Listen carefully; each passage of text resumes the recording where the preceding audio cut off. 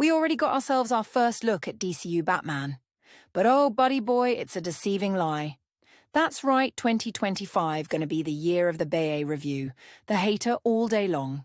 People have been losing their minds that we finally got an idea of what Batman and Gotham are going to be looking like in James Gunn's new DCU, and I'm sitting back like the Grinch on Christmas. Look inside, guys. This is nothing like what it's going to look like when it finally turns live action. But I will be a complete hater if this does end up being designed. I'll talk about what I'll like and what I dislike, but I do want to hear from you guys. This appears to be our first look and touch of DCU Batman. How much of this do you think is actually going to be an accurate representation of what Batman looks like when he premieres in Batman Brave in the Bold? Do you think this appearance also definitively debunks that Robert Pattinson's Batman won't be joining the DCU, since this looks nothing like his Batman, as well as any other thoughts you have about this?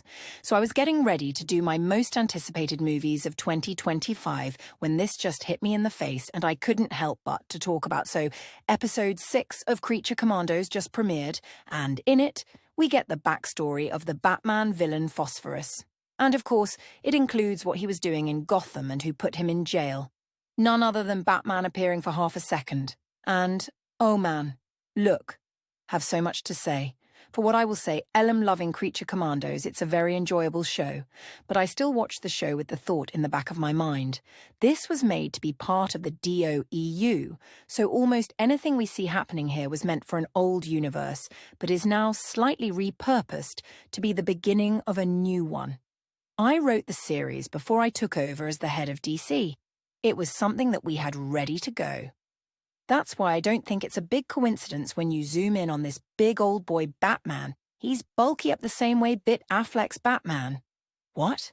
Because this little cameo was supposed to be Ben Affleck's Batman at one point still, though, so whatever we do, end up seeing James Gunn has approved, as we'll do that whenever it turns live action. And Batman himself doesn't have a lot of details. Like I said, he's a big, bulky guy. I'll already see the people who want to fan cast Alan Ritchson to be the new Batman are going crazy, because that's his body type. All right. As much as Elle have been pondering the whole Robert Pattinson joining the DCU rumours, I can look at this and say that's no Battinson body. People then also point out this figure has the white eyes. Will DCU Batman then be rocking white eyes? I think that's the thing Batman fans have been begging for so long. We just want to see it happen, but also an animation that just looks best. And sometimes in live action doesn't look all that great. Also seen some people say that they swear up and down they can tell this Batman is wearing trunks. I can't really see that for myself, but I would not be surprised if the Batman in the DCU ends up getting the trunks, since Superman also has the trunks. And if they're going to do a situation where they're standing side by side, or they're doing a team-up movie like World's Finest, then give them both the trunks just for that cemetery other. And honestly, that's just exciting to hear on its own, because I do think maybe that'll be a movie somewhere down the line instead of a versus film with Batman and Superman, a World's Finest movie where they have to team up for a big bad. Oh yes, please. They could still do the versus movie somewhere down the line and come to a place where they disagree on something in effect. Maybe that would be even more impactful, because we would see them go from friends to then enemies. And they would also be more familiar with each other. Superman would be prepared not to underestimate Batman, and Batman would be very prepared to take on this Superman. But a World's Finest movie where they have to investigate and do something together. I love that. I also wasn't aware how much James Gunn loved the character of Batman. I guess it's his favourite DC character. And, well, I guess that explains why we've gotten a lot of confirmed Batman projects, from Batman Brave in the Bowl to the Clayface movie, animated Robin origin story with Jason Todd and Dick Grayson. So, as per usual, if you're a Batman fan, you're going to be eating good, because the guy who runs DC loves Batman. But, even with all that said, I'm still just not taking it seriously, because we still have no idea when Batman Brave in the Bold is getting released. We know they just recently delayed Matt Reeves' Batman movie. And Andy Muschietti was talking about a bit of a delay on his film. It's still going to be at least 3 to 4 years. I don't think when that movie is finally getting started, and they sit down with the creative team, and they're working and figuring out what to do. Their first piece of art they're not going to put on the table is a screenshot from Creature Commandos and go, "This is what we got to work with. Let's make our live-action movie revolve around this image, baby."